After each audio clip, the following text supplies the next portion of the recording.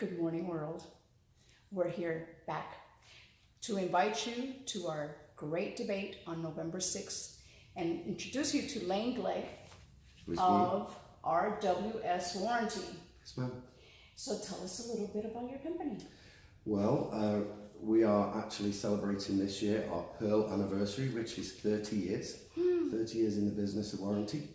The Pearl anniversary really encompasses our core values, which is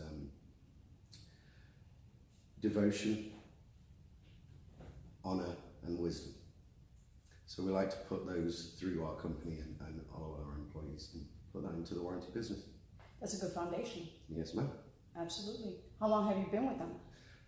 This is actually my 3rd year anniversary, so this is what I get to do today. Congratulations. Thank you. And I want to thank you again for joining me despite your double pneumonia last week. Yep. There he is, sipping on his hot tea and sounding sexy and all that stuff with that British accent. Anyway, so is the company a national brand, It is. local brand? We're actually licensed in all 50 states. Okay. We also run a lab that tests mold, and you know, we're one of, I think, only 3 companies to be licensed in the state of California. So, you know, that's quite big, and we're expanding further and further as we go. And when you say mold, what kind of coverages are there with the mold issue? That can get pretty expensive. Yeah, so we do have a policy called the Mold Safe policy, which offers coverage for new visible mold after the date of inspection. So. Wow. Okay. So, what do you feel are your company's strengths? Encompassing those core values, really.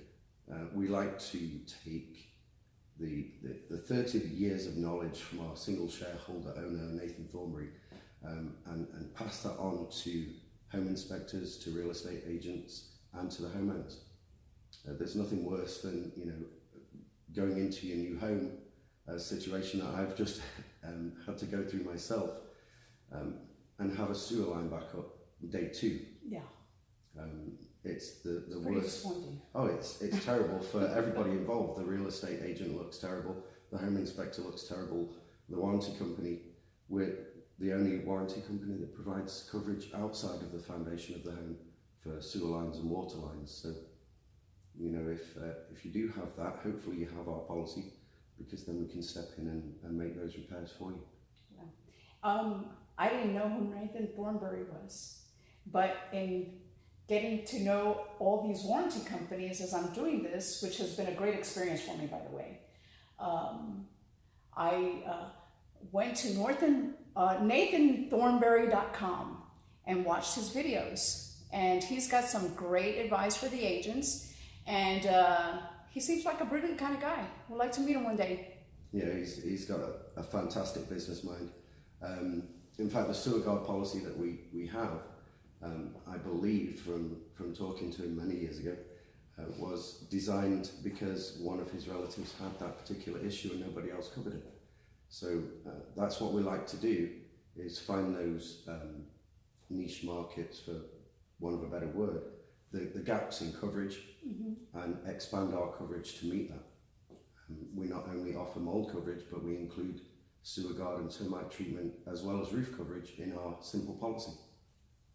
So nobody else does that. And that's refreshing, because while most people will run away from stuff to cover, you're running to cover these things. And I keep messing with the camera because the camera keeps messing with me, so you guys bear with me because I'm not techie. And what do you feel are their weaknesses? Are they aware, and are they being proactive about those? Yeah, my particular job right now as general manager is not to do the day-to-day running of the claims. You know, we have reps to do that. We have offices and call centres throughout the country to cope with that. But mine is to take the homeowner that falls in the gaps of coverage and try and find a way to allocate at least some coverage, to be of some help towards that homeowner, to advise a home inspector on different things, to talk to realtors and find out what their particular market clientele would like from us, and to, you know, portray that hopefully in a way to the owner that makes the best case for that. So my particular job is to be aware of those issues. That's the reason I exist within the company, and to try and fill those gaps as quickly and quietly as possible. Do you have a favorite story that you'd like to share with us today? There are quite a few, but we were made aware, or at least I was watching Fox News in Indiana one day, Fox 59, and there was a lady, she'd been without heat for 3 months. She had a home warranty. She'd made a claim, and the sight that we saw was a lady sat in her living room with some children, and they were saying, you know, it's about warranties and how bad warranties are. This wasn't one of our customers. The little kids had woolen hats on, you know, and mittens, but you could see how cold they were. So I called the TV station and said, hey, I run a warranty company. The owner would like to get involved in this. What can we do to help? They passed our number on to her. She called me and said, I don't think you can help. Our warranty company has left us in the lurch, and we don't even have a policy with you. I said, no matter. I called the owner. It was 11:30 at night when he took my call. And within 2 days, she had heat. Oh my gosh.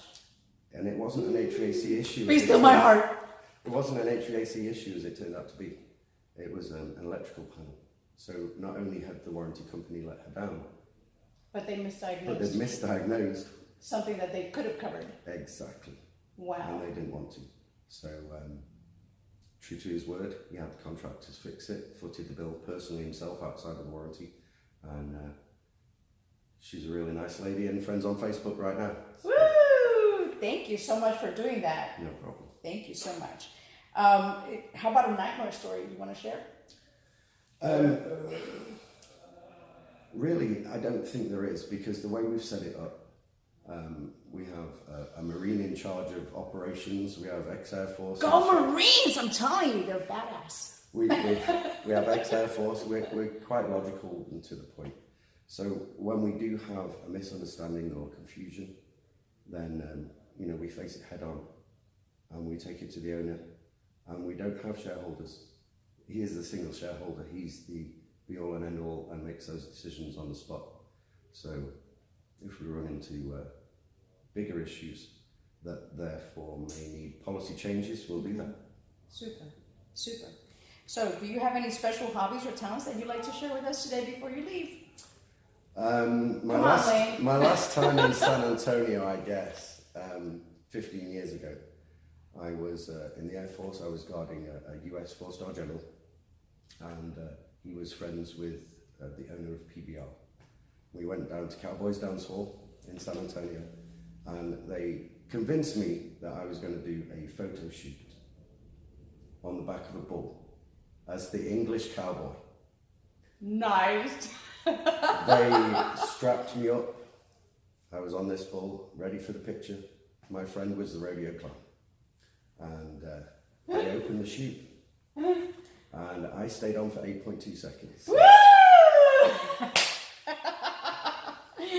Unfortunately, broke my wrist, shattered it, and ended up in hospital the next day, but it was a good experience. Oh my. Now there's something that I don't want to try ever. Get on a bull named Fu Manchu. Yeah, it was an interesting experience, that's for sure, and I would love to have gone to the second round, but I will never do that again. Oh my gosh. Lane, thank you so much for joining us today. No problem at all. For visiting with us. I hope you have enjoyed his visit as much as I have. And I look forward to seeing you on November 6th for the great debate. Yes, ma'am. Thank you. Join us. Thank you.